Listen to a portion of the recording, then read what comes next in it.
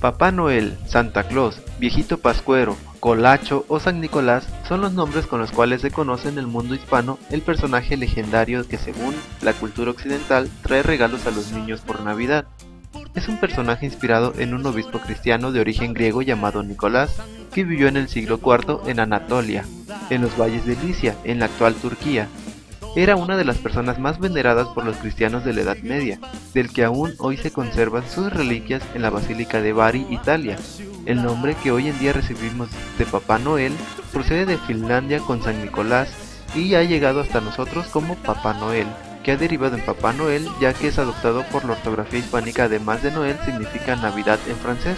Pero, ¿cómo se relacionan con los regalos de Navidad? En la antigüedad, en Roma, se realizaban fiestas a mediados de diciembre en honor a Saturno, al final de los cuales los niños recibían obsequios de todos los mayores. En otra época posterior, cuando el mito de San Nicolás aún no se había corporizado, igualmente existían otras tradiciones como la que los niños italianos que recibían regalos de una hada llamada Befana. En Cataluña y en algunas zonas de Aragón es un tronco mágico llamado cajatio, o a veces tío de Nadal, o simplemente tío, es decir, tronco o tronco de Navidad, el que expulsa los regalos y dulces tras golpearlo con unas varas de madera y entonar diferentes canciones tradicionales. Mientras que en los pueblos de algunos valles vascos y navarros, los regalos los traía el carbonero o lencero y también duendes de barba blanca, botas altas y gorro de armillo. Con el tiempo y con los prodigios conocidos de San Nicolás, este fue reemplazando a alguno de estos personajes paganos. La transformación de San Nicolás a Santa Claus se cree que esto sucedió alrededor del año 1624, cuando los inmigrantes holandeses fundaron la ciudad de Nueva Ámsterdam, más tarde llamada Nueva York. Obviamente llevaron con ellos sus costumbres y mitos, entre ellos los de Sinterklaas, su patrono. En 1809 el escritor Washington Irving escribió una sátira, Historia de Nueva York, en la que deformó al santo holandés Sinterklaas en la burda pronunciada angloparlante Santa Claus. Más tarde, el poeta Clement Clarke Moore, en 1823, publicó un poema donde dio cuerpo al actual mito de Santa Claus, basándose en el personaje de Irving.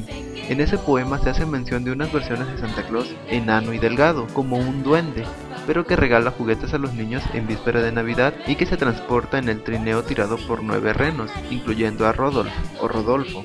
Posteriormente, hacia 1863, adquirió la actual fisonomía de gordo, barbudo, bonachón, con la que más se le conoce. Esto fue gracias al dibujante alemán Thomas Nast, quien diseñó este personaje para sus tiras navideñas en Harper Weekly. Ahí adquirió su vestimenta y se cree que su creador se basó en las vestimentas de los obispos de viejas épocas para crear este San Nicolás, que en ese momento ya nada tenía que ver con San Nicolás de Mira.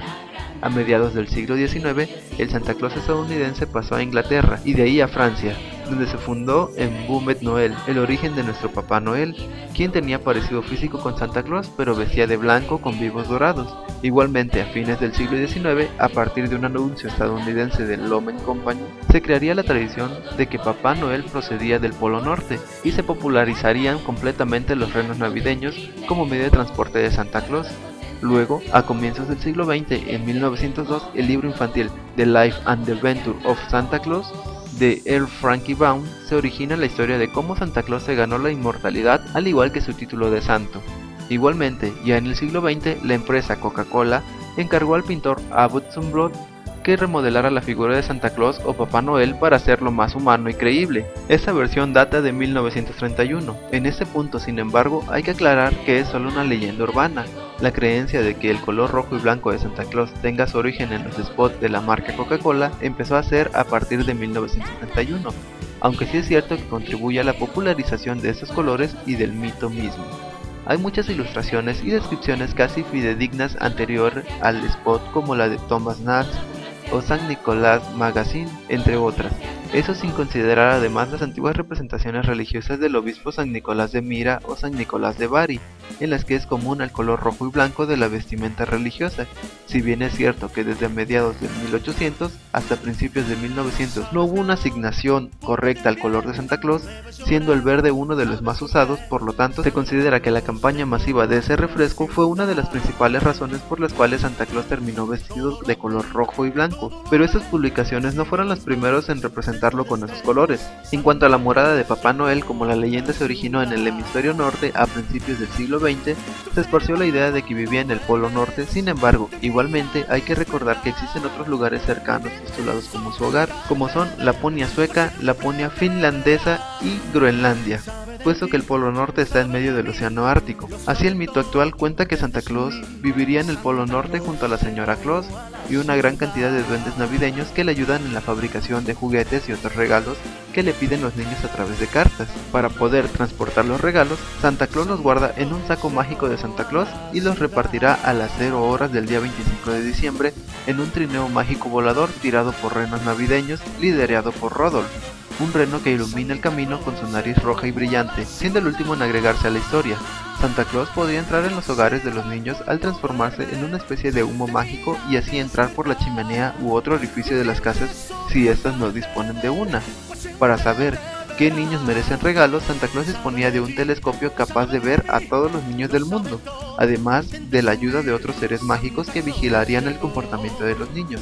Así, si un niño se ha comportado mal, se dice que quien lo vendrá a visitar sería la Carbonilla y no Santa Claus, y como castigo Carbonilla le regalaría a los niños solo carbón.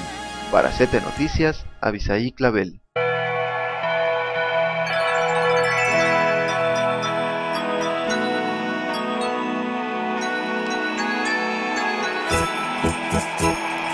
Campana sobre campana y sobre